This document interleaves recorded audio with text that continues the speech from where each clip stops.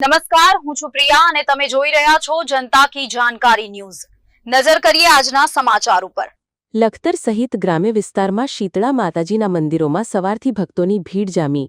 બોડચોથના પર્વ સાથે જ સાતમ આઠમના મહાપર્વની ઉજવણીનો પ્રારંભ થઈ ગયો છે, ત્યારે શ્રાવણ વદ સાતમ એટલે કે શીતળા સાતમની લખતર શહેર સહિત તાલુકાના ગ્રામ્ય વિસ્તારોમાં ભારે શ્રદ્ધાભેર ઉજવણી કરવામાં આવી હતી।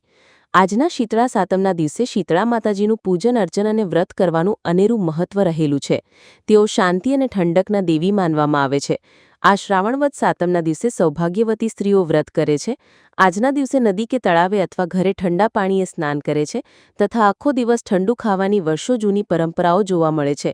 સાતમના દિવસે ઘરમાં ચૂલો સળગાવવામાં આવતો નથી, ઘીનો દીવો કરી શીતળા માતાનું પૂજન કરે છે તેમજ કુલેરનું નૈવેદ્ય ધરાવે છે। ત્યારે લખતર શહેરમાં મોતીસર તળાવની બાજુમાં 100 વર્ષ કરતાં વધારે પ્રાચીન શીતળા માતાજીનું મંદિર આવેલું છે, જે શીતળા માતાની આંબલી તરીકે ઓળખાય છે।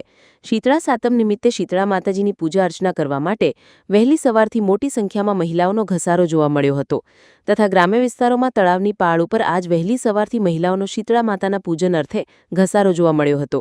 શીતળા માતા તેમના પરિવારને શીતળા નામના રોગ સામે રક્ષણ પૂરું પાડે તેવી આસ્થા સાથે સાતમનો તહેવાર મનાવવાની પરંપરા શરૂ થઈ હતી, જે આજના આધુનિક યુગમાં પણ ખૂબ જ ધાર્મિક આસ્થા અને પરંપરા સાથે ઉજવવામાં આવી રહી છે। રિપોર્ટ જયેન્દ્રસિંહ ઝાલા।